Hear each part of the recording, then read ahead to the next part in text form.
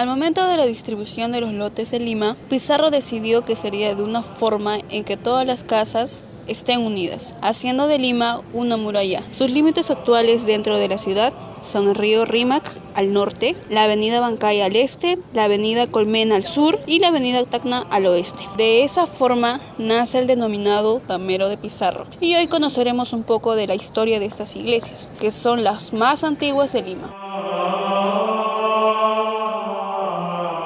Nos ubicamos en la Plaza Mayor.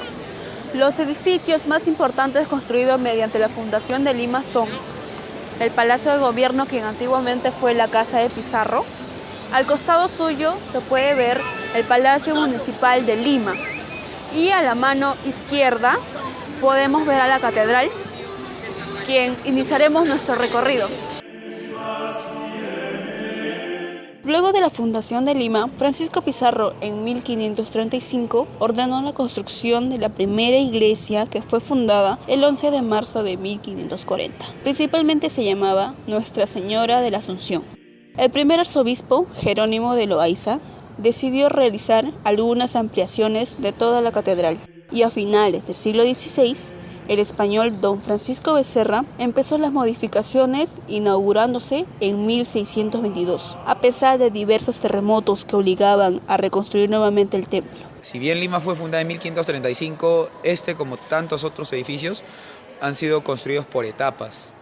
Entonces son centros donde se ha dado mucho esfuerzo, ¿no? Donde se han innovado en técnicas, donde se han introducido estilos que nos llegaban desde Europa y que ya aquí en América, sobre todo en la región andina, han ido adoptando pues ciertos matices, ¿no? La fachada es original, realizada por Martínez de Arona y Pedro Noguera.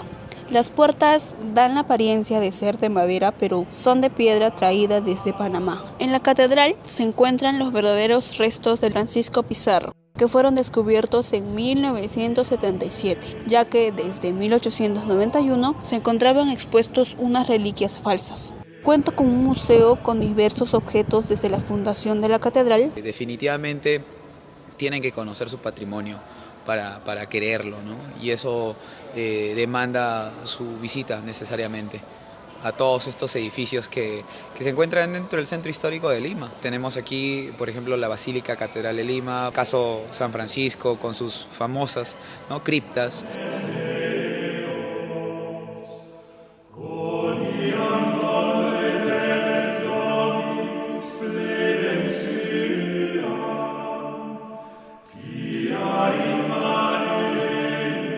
A 2 cuadras de la catedral, entre el jirón Lampa y Ancash, encontramos a la Basílica San Francisco. Nuevamente, Francisco Pizarro ordenó su construcción en 1535 para que Fray Francisco de la Cruz construya una pequeña capilla dedicada a su congregación, los franciscanos.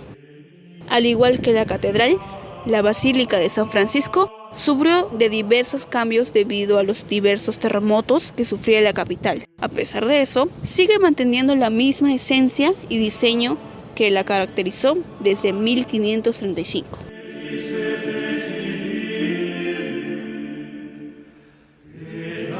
No solamente sirvió de templo para las misas, sino que es un convento hasta el día de hoy, donde muchos frailes conviven y sirven con devoción a la comunidad. Además se encuentran las catacumbas, ubicadas exactamente debajo de la iglesia principal, donde se pueden observar restos humanos. En ese entonces, el enterrar a los muertos debajo de la iglesia hacía creer que los mantendría más cerca al reino de Dios. Fue hasta 1821 que don José de San Martín decidió que no se enterraran más tumbas, para que no se propagaran más enfermedades en la capital.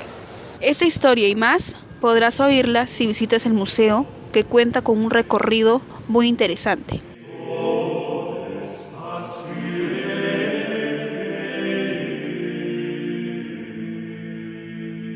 Ahora nos vamos hasta la famosa avenida Bancay, a espaldas de la Gran Biblioteca Nacional. Podemos encontrar la Basílica de San Pedro, que pertenece a la congregación de los jesuitas, ubicada en el jirón Azángaro. En la entrada podemos ver claramente el logo de la orden jesuita. En 1568 los jesuitas llegaron al Perú Es decir, vamos a cumplir en el mes de abril del próximo año 450 años, y hablar de 4 siglos y medio, pues es hablar de bastante historia.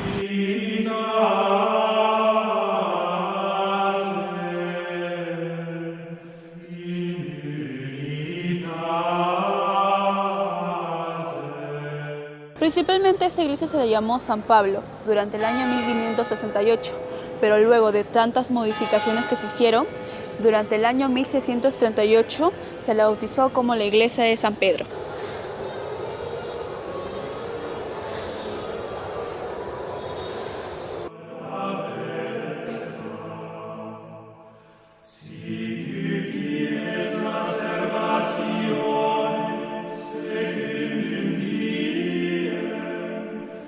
Tiene varias particularidades. Quizá lo más curioso es que en un tiempo tan remoto, vamos a decir, ya el arquitecto pensó en que Lima era una ciudad con terremotos.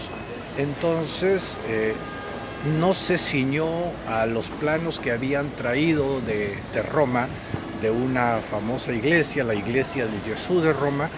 Esos planos los modificó de tal manera que pudiera soportar los embates de la naturaleza. Entonces, en una construcción que es renacentista, vamos a encontrar una serie de capillas alrededor, y las capillas están conectadas entre ellas.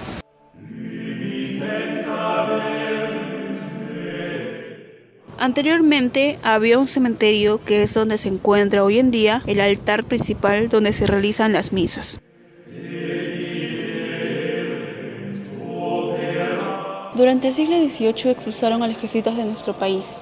Hubo también saqueos que se llevaron muchas de las reliquias de esta iglesia, incluyendo una de las urnas donde se encontraba un pedazo de madero donde estaba crucificado Jesús. A unas cuadras llegamos a Girón de la Unión, donde podemos encontrar la famosa iglesia de la Merced, patrona de las Fuerzas Armadas del Perú desde 1823. En esta iglesia podemos ver la monumental portada de piedra, que la convierte en una de las obras más importantes de la arquitectura religiosa en el Perú.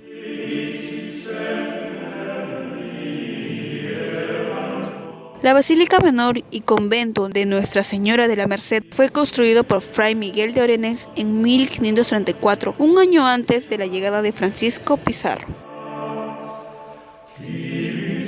Una de las historias que podemos encontrar es el famoso fraile Urraca, y el padre Mirko nos contará un poco de ello. Una de las historias que se cuenta en torno al padre Urraca es que una noche él, celebrando o practicando el acto de piedad del Vía Crucis, cuenta la historia que el diablo se le presentó y comenzó a atormentarlo.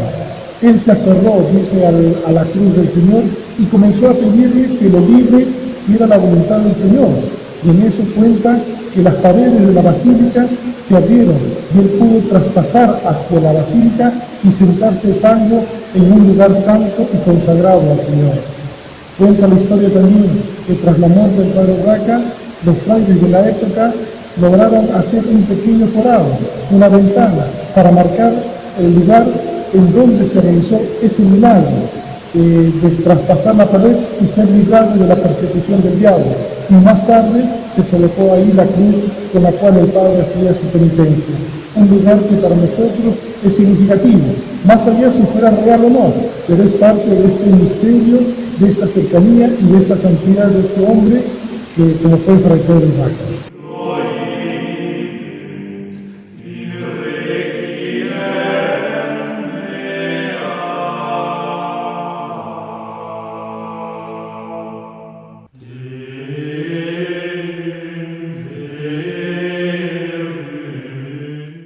Tenemos, por ejemplo, ya las celebraciones propias, por ejemplo, de la Semana Santa, en la que tenemos un gran número de fieles que se acerca para la visita de las 7 iglesias, para la escucha la participación de los misterios de la Pascua y del derecho rico que se realiza con ella. Y especialmente en diciembre, puesto que ahí no solamente celebramos el misterio de la Navidad, el nacimiento del Redentor, sino que sobre todo la procesión, el nacimiento que se habla de tradición muy cristiana y que aquí muy decorosamente se adorna y da justamente ese encanto para poder celebrar este misterio de la fe a través de las imágenes, a través de la celebración, a través del culto, a través de las procesiones, diversas expresiones de nuestra devoción y de nuestra religiosidad. Seamos o no católicos, tenemos que conocer nuestro patrimonio. Un ejemplo que yo suelo decirle a mis visitantes, cuando ellos se entusiasman, se van muy a gusto de la catedral, ¿no? Ellos, muchos de los que vienen de Europa sobre todo, ¿no?, exceptuando los españoles, no son católicos, pero vienen por el arte. Igual nosotros, no somos musulmanes, no es mayoría judía, pero creo que nos animaríamos a visitar mezquitas o sinagogas o templos que tienen que ver con otras religiones, un poco para conocer las culturas de los pueblos que estamos visitando, de las ciudades que estamos visitando, así que es casi como una obligación por parte de todos los habitantes de Perú, ¿no?, para un poco forjar más valores, respeto, tolerancia, inclusión.